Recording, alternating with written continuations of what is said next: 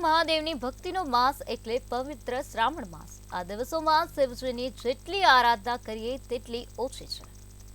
ભોળાનાથને રીઝવવા આ માસ દરમિયાન શિવ ભક્તો બલિપત્ર, કાળા તલ, પુષ્પ સહિતના દ્રવ્યથી પૂજાપાઠ કરી એકટાણું ઉપવાસ કરી ધન્યતા અનુભવે છે।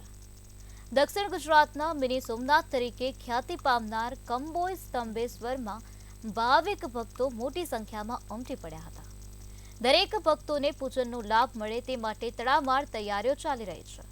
શ્રાવણ માસમાં ભક્તોનું કીડિયારું સ્તંભેશ્વર મહાદેવ ખાતે ઉમટી પડશે, ત્યારે દૂર દૂરથી ભક્તો મહાદેવના દર્શન કરવા અને તેમની આરાધના કરવા આવી પહોંચે છે અને મહાદેવના દર્શન કરીને ધન્યતા અનુભવે છે। स्तंभेश्वर महादेव भावी कंबोई दर्शन करने के लिए हम लोग आए और यहाँ की महिमा इतनी वो है कि लोगों का मन भाव विभोर हो जाता है यहाँ आने से।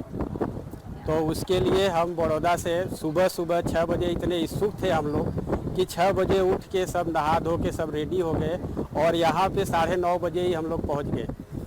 तब से हम लोग अभी तक यहाँ पे घूम के सब दर्शन वर्शन कर रहे हैं, भगवान का दर्शन कर रहे हैं और हमारा मन सब लोगों का एकदम भाव विभोर हो गया है। અહીં આવીને મને બહુ સારું લાગ્યું કે મનને શાંતિ મળી ગઈ। જે ટેન્શન હોય એ હોય જતું રહ્યું।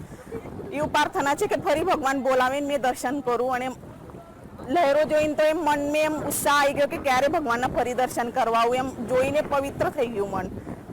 ભગવાન બધાનું સારું કરે। અવધૂત નગર સોસાયટી ખાતે આવેલ સોમનાથ મહાદેવના અમારા કૃષ્ણ ભજન મંડળ સાથે અમે સૌ 25 થી 27 માણસો અહીંયા કાવી કંબોઈના દર્શને આવ્યા છે અને અહીંયા જે સમુદ્રની જે લહેરો ઉઠી રહી છે અત્યારે અને જે ઘોડાપુર અમારી નજરે જોઈ રહ્યા છે તે જોઈને સૌના દિલ વાવ્યોભર થઈ રહ્યા છે।